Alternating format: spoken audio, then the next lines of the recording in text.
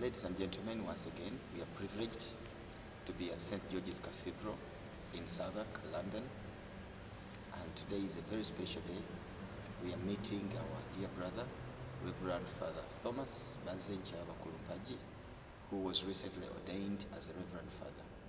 So in a very special way, we'd like to catch up with him and get a few of his reflections on the achievement. So dear viewers, before you is Reverend Father Bazenja. Come on, so it's really a pleasure to see you today, and thank you for coming to pay me a visit. I think this is probably the first visit I've got from practically my own people to come and visit me after my ordination, and indeed after this is my first appointment as a priest. And I must say that it's been quite a good time since I was ordained, and I've completely thrown myself into the ministry of serving the people here at St. George's, and I've been charged with a couple of things, and one of them is that we do have a school right next door, and we do have St. Thomas's Hospital, where I am privileged to serve as a chaplain as well. So it is indeed a great privilege to see you today, to come here at St. George's to say hello, and thank you. Thank you very much, Reverend Father. As you know, as a young man, you had this vision, this dream of growing up to serve God as a Reverend Father. Yeah. So looking on from that little Bazenja who went to the seminary earlier on, and how far you've gone now, how does it really make you feel, and what message do you have for those aspiring and those in support of the Catholic Church? I think it's a different context here and back in Uganda, I must say. And when I entered the seminary at the time, the aspirations were different. And today, of course, as you progress in the formation, things become brighter, and actually the true picture of what you're going to do as a priest becomes even clearer to you. And I think first and foremost, I was inspired by my uncle, who was a priest. He is still a priest, a good serving priest, and he served in so many areas, including being a vicar general of the diocese for quite a long time. I must say he's the longest serving vicar general of the country. I see you break into a smile. You must really be very proud of it. Yes, indeed, I am really, and I'm sure that he has been a very good model for me, first and foremost. But I must say, above all, it's the service of Jesus Christ through his people, and me giving back to that. I feel really very privileged to be there. So that's what actually pushed me ahead every now and then. I wouldn't allow to let myself down, but to keep going all the time.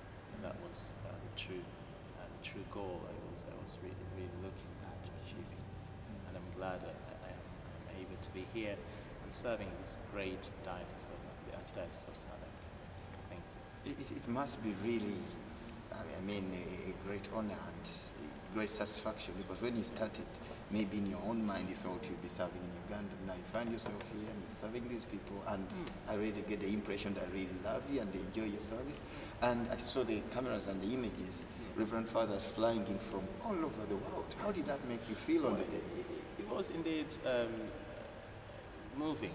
It was a moving experience. I mean, seeing some of my friends as well, that we started the journey together back in 1992, I think, when first arrived at the minor seminary in Swanjire, and seeing all these guys coming to my ordination, that actually showed me how the Catholic Church is one, and how if you've got good friendship with people, how they can really give you this great support in the Lord's vineyard. So I was really delighted to see them, and I've always kept these friendships going, and I intend to do so. Yes. Of course, we know we came in when you are very busy, had a lot of things to do, and we appreciate that you've spared the time. But what message do you have to our people generally, both here and in Uganda, as we move forward? I think it is And everything I put in my book as I was introducing, welcoming the people first and foremost, saying thank you to the Archbishop of this diocese, this great diocese, who actually ordained me to the priesthood. I'd like to say thank you to him for his generosity and for having given me this great honor to serve in his diocese. And of course, secondly, thank you to my family, because I think they have been quite very big support. To me, they've been that moral support that I've always needed when things were really tough. And thank you to my mom and dad, Paul and Jen, who did such a great job in nurturing me. And I think if there is anything good in me, it's to them the credit that goes. And thank you to my siblings who have been very, very supportive and kind to me during my formation throughout from Uganda throughout here. And indeed, I must say thank you to Monsignor Joseph Kato, my uncle. He's been, I must say, he's been the man behind all my formation. He gave me the support that I needed, the spiritual support. He gave me the moral support.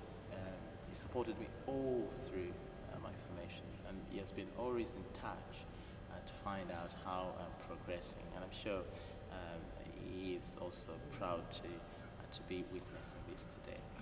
And I must say thank you to the good people of God, the people in the pews there.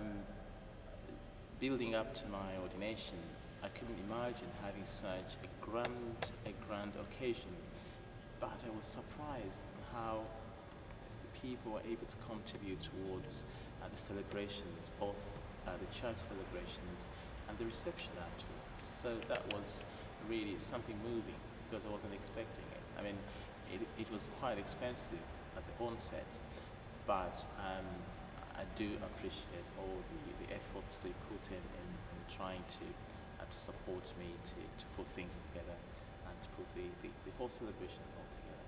So thank you very much to them all. Reverend Father, thanks very much for your time. It's been a privilege and an honor to have you. Thank you very much, and thanks for coming. Wish you well and God bless. Thank you, God bless.